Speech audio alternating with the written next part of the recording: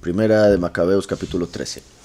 Shimón Macabí se enteró de que el general Trifón había reunido un gran ejército para destruir a Judá. También supo que la gente de la ciudad de Jerusalén estaba llena de miedo por la noticia de Trifón. Por lo tanto, Shimón viajó a Jerusalén, reunió a todos sus habitantes y les dio ánimo con estas palabras. Qué interesante, el hermano que ya ha perdido por esas guerras a dos hermanos muy importantes es el que tiene que animar al pueblo. Imagínense la fuerza de voluntad como para poder hacerlo. Ustedes saben muy bien todo lo que mis hermanos y yo hemos hecho para defender nuestras leyes y esta ciudad que pertenece a nuestro poderoso. Saben de las guerras que hemos peleado y de lo mucho que hemos sufrido. Por esa causa mis hermanos han dado la vida y solo quedo yo. Mi vida no vale más que la de mis hermanos. Aunque el tiempo es peligroso, no me acobardaré. No importa que nuestros enemigos se hayan unido para acabar con nosotros. Voy a pelear para defender a mi pueblo, a las mujeres, a los niños y a nuestro templo. Cuando la gente escuchó las palabras de Shimón, se animó y volvió a tener esperanza. A gritos le respondieron: ahora mismo te reconocemos como nuestro jefe, en lugar de tus hermanos Yahudá y Ahunatán. Tú serás quien nos guíe para atacar a nuestros enemigos. Estamos dispuestos a obedecerte en todo. Shimón reunió a todos los hombres de edad militar y procuró terminar rápidamente la reconstrucción de las murallas de Jerusalén. Luego envió a Ahunatán, hijo de Absalom, al puerto de Jope, y Ahunatán iba al frente de un gran ejército. Y cuando llegó a Jope, expulsó a la gente que vivía allí y se quedó en el puerto. Era un Ahunatán diferente, por si algo. El general Trifón, por su parte, salió de Tolemaida con un ejército numeroso para atacar a Judá y llevaba prisionero a Ahunatán Macabí. Mientras tanto, Shimón Macabí había acabado frente a la llanura de Hadid. Mientras tanto, Shimón Macabí había acampado frente a la llanura de Hadid. Trifón supo que Shimón había ocupado el puesto de Ahunatán Macabí y que estaba listo para hacerle frente, entonces le envió este mensaje: tenemos preso a tu hermano Ahunatán, porque no pagó sus impuestos al rey, de acuerdo con el cargo que tenía. Envíanos a 2 hijos de Ahunatán y 3.300 kilos de plata. Nosotros los mantendremos presos para asegurarnos de que ustedes no volverán a desobedecer nuestras órdenes. Tan pronto recibamos a los muchachos y el dinero, dejaremos libre a Ahunatán. Shimón sabía que eso era una trampa, pero no quería que lo culparan por la muerte de su hermano, entonces ordenó que trajeran a los 2 hijos de Ahunatán y el dinero. Y se los envió a Trifón. Sin embargo, Trifón no cumplió su palabra y mantuvo preso a Ahunatán. Poco después, Trifón marchó hacia Yahudá con el propósito de invadir el país y destruirlo, pero Shimón y su ejército le impedían el paso por los lugares donde quería pasar. Por eso Trifón y su ejército se vieron obligados a dar una enorme vuelta por el camino de Adoraim. Los soldados de Trifón, que estaban en la ciudad de Jerusalén, le solicitaron a su general que les hiciera llegar alimentos. Trifón alistó a sus jinetes para ir a Jerusalén, pero esa noche cayó tanta nieve que no pudieron llegar. Por eso decidió desviarse hacia la región de Galad.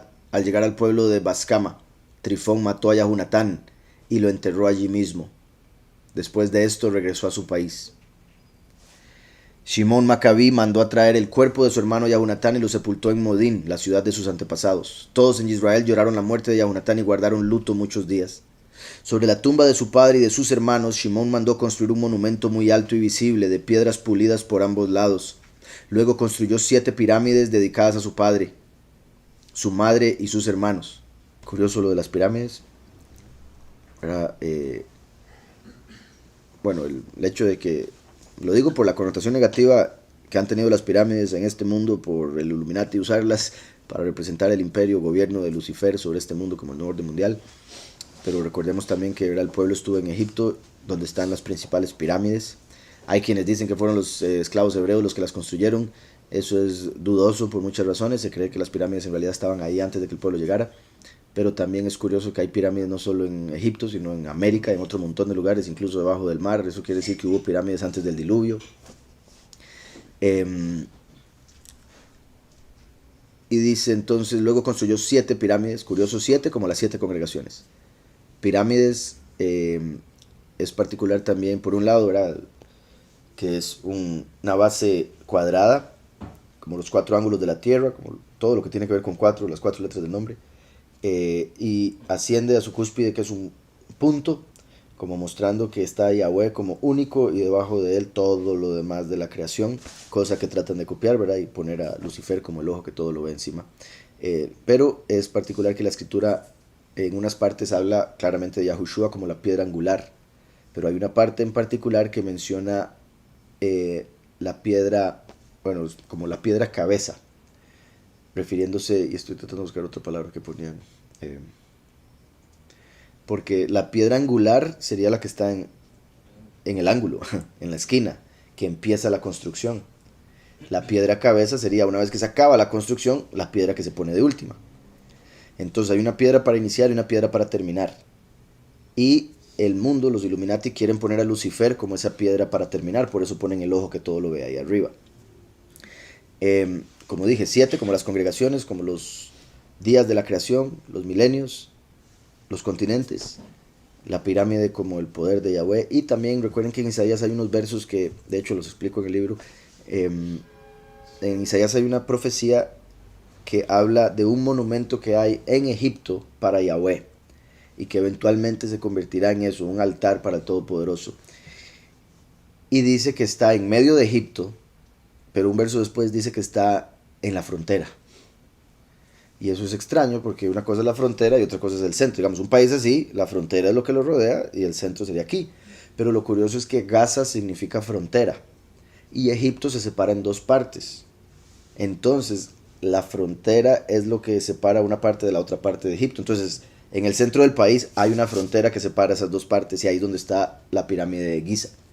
Entonces, se cree la posibilidad de que por alguna razón se hizo ese monumento para el creador, lo usaron para falsedad después y Yahweh dice, no, pero eso es mío y lo voy a tomar cuando se acabe todo, o sea, lo voy a como se podría decir hasta rededicar, igual que lo que hicieron aquí con el templo. Entonces dice, luego construyó 7 pirámides dedicadas a su padre, su madre y sus hermanos. Alrededor de las pirámides colocó altas columnas y sobre estas puso escudos y armas para que siempre los recordaran. Junto a las armas grabaron barcos para que se pudiera ver desde el mar. Ese monumento todavía podía verse en Modim al momento de escribir esta historia. Tiempo después el general Trifón traicionó al joven rey Antíoco y lo mató. Ocupó su trono, se coronó como el rey de Siria y le hizo mucho daño al país de los Yahudim. Shimón por su parte fortaleció las ciudades de Yahudá, edificó altas torres, fuertes murallas, portones y cerrojos para proteger las ciudades, además almacenó suficiente alimento en ellas. También envió a sus representantes a pedirle al rey Demetrio que no le cobraran al país el pago de los impuestos, ya que Trifón les había robado todo en sus continuos ataques. El rey Demetrio como respuesta les envió esta carta. Yo, el rey Demetrio, saludo a Shimón, jefe de los Kohanim y amigo de los reyes. También envío mis saludos a los jefes de la nación y a todo el pueblo israelí. Recibimos la corona de oro y la palma que nos enviaron. Estoy dispuesto a firmar con ustedes un tratado de paz permanente. Escribiré a mis oficiales ordenándoles que no les cobren los impuestos. Les aseguro que todos los tratados que habíamos hecho antes siguen vigentes. Ustedes mantendrán el control de las fortalezas que construyeron. Quedan también perdonados los errores y desobediencias que hayan cometido hasta hoy. Les perdono todo el dinero que me deben y ya no se les cobrará impuestos a la ciudad de Jerusalén. Los que quieran ser parte de mi guardia personal son bienvenidos. Que la paz reine entre vosotros, entre nosotros. Que la paz reine entre nosotros. Vean, una vez más, como digo, el poder del rey, que es sorprendente pensarlo, más que todo hoy en día en el cual no hay reyes de verdad.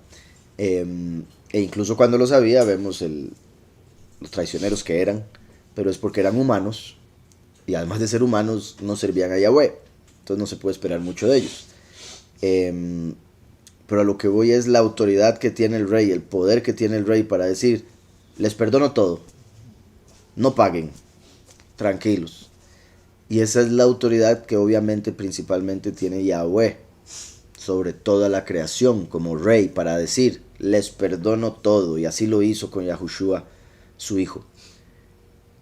Quedan también perdonados los errores y desobediencias que hayan cometido hasta hoy. Les perdono todo el dinero que me deben.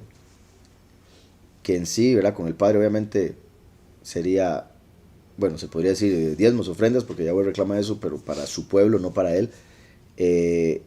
Obviamente también se conecta con, ¿se acuerdan la oración del Padre Nuestro, que se conoce como el Padre Nuestro, donde dice, perdona nuestras ofensas como también nosotros perdonamos a los que nos ofenden?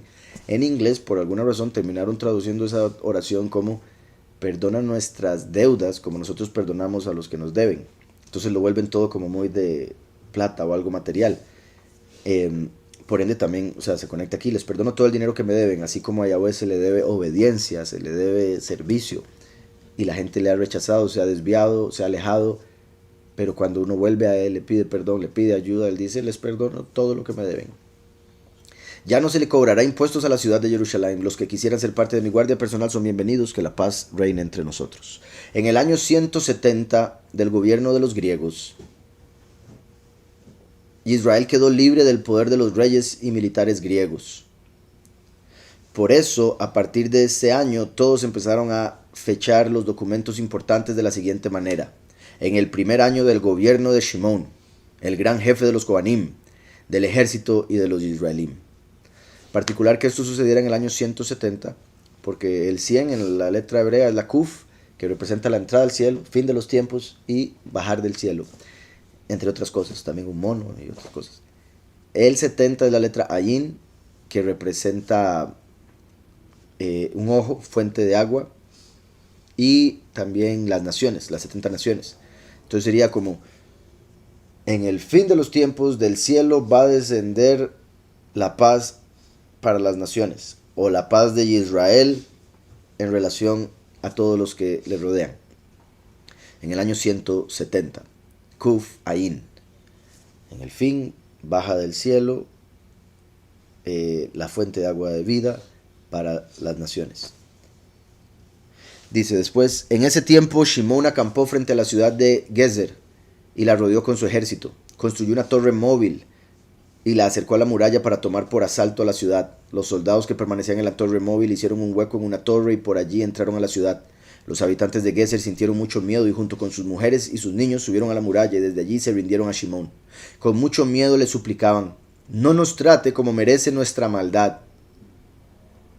Tenga piedad de nosotros. Shimón los perdonó y suspendió el ataque. Vean la diferencia, ¿verdad?, de un siervo de Yahweh, de un Cohen guerrero, que actúa, ¿verdad?, con el prójimo como le gustaría que actúen con él. Y consideraría yo que mucho tuvo que ver con lo que dijeron, la forma en que lo dijeron. No nos trate como merece nuestra maldad. Sabemos que hemos sido malvados, sabemos que hemos hecho mal, sabemos que no merecemos misericordia, pero por favor no nos trate según lo que nos merecemos. Y por eso es que Yahushua envía a su Hijo para que Yahweh no nos trate, o en sí el enemigo que acusa y destruye, como nos merecemos, sino que Yahweh nos trate como merece Yahushua, que se merece todo por haber cumplido toda la Torah, servido a Yahweh al pie de la letra y del espíritu. Dice, Shimón los perdonó y suspendió el ataque, pero los expulsó de la ciudad y purificó las casas donde había encontrado ídolos. Aquí importante, ¿verdad? Los expulsó de la ciudad, es como si vayan a ver dónde viven. Y purificó las casas donde habían encontrado ídolos, porque donde hay ídolos hay demonios. De hecho, ahora que andaba en el hospital, ¿verdad?, uno apenas entra a la visita y está ahí el chus gigante, como el tamaño, o sea, más grande de una persona, bueno, similar, depende del tamaño de uno, ¿verdad? Pero si uno entra ahí lo ve. Y es como, imagínese usted, por eso con razón se siente tan feo ese lugar, por eso se ve tan feo. Y que Yahweh tenga misericordia a todos los que estén ahí, y principalmente el hermano que sirve a Yahweh y que está en medio, ¿verdad?, con esas imágenes ahí. Entonces vean cómo dice, tuvo que ir a purificar las casas donde había ídolos, porque el ídolo contamina toda la casa, así como principalmente contamina a las personas que los adoran. Entonces dice, luego entró a la ciudad cantando y alabando a Elohim, y mandó sacar de la ciudad todo objeto prohibido por la ley de Elohim. Solo dejó allí a la gente que obedecía la ley de Elohim. Entonces a los que sacó, a los que expulsó de la ciudad eran los idólatras. Les dejó con vida, eso debería ser suficiente. También hizo, y de hecho les debería hacer pensar, o sea, estos ídolos no sirven de nada. Este hombre nos acaba de salvar la vida y él sirve a Yahweh, entonces vamos a servir a Yahweh. Pero tristemente mucha gente no hace ese análisis. Solo dejó allí a la gente que obedecía la ley de Elohim. También hizo reforzar la muralla de la ciudad y mandó construir una casa para él. a los soldados del general Trifón que estaban en el cuartel, también por si algo, vean qué interesante como habíamos dicho al inicio, y vuelvo y repito, dependiendo del contexto y demás, los personajes pueden cambiar, pero habíamos visto cómo Shimón representaba a Yahushua, Yahunatán a Eliyahu y Yahudá al testigo como Moshe.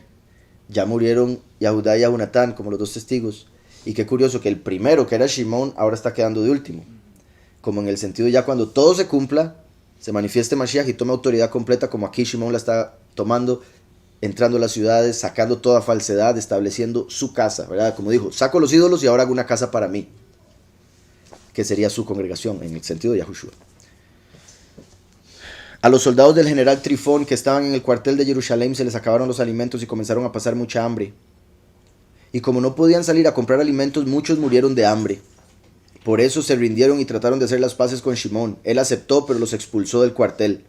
Después los purificó por toda la idolatría que se practicaba allá, así como de otras costumbres que tenían los soldados enemigos. Era el día 23 del mes de Siv. El día 23 del segundo mes es un Shabbat. Sería poderosísimo si hubiese algo que lo confirmara aquí, pero bueno. En el calendario es Shabbat del 23, día 53 del año. Era el día 23 del mes de Siv del año 171 del gobierno de los griegos, cuando Shimón y los Yahudim entraron en la ciudad. Lo hicieron cantando alabanzas a Elohim con palmas y acompañados con instrumentos de cuerda y percusión, porque su gran enemigo Trifón había sido derrotado. Shimón ordenó que cada año se festejara esa fecha tan importante. Hay que apuntarla ahí, verá, otra fecha importante. Luego construyó una muralla alrededor del templo de Jerusalén y al lado del cuartel. Shimón y los suyos se fueron a vivir al cuartel. Cuando su hijo Yohanán llegó a ser mayor de edad, Shimón lo puso al frente del ejército. Yohanán, por su parte, se fue a vivir a la ciudad de Gezer.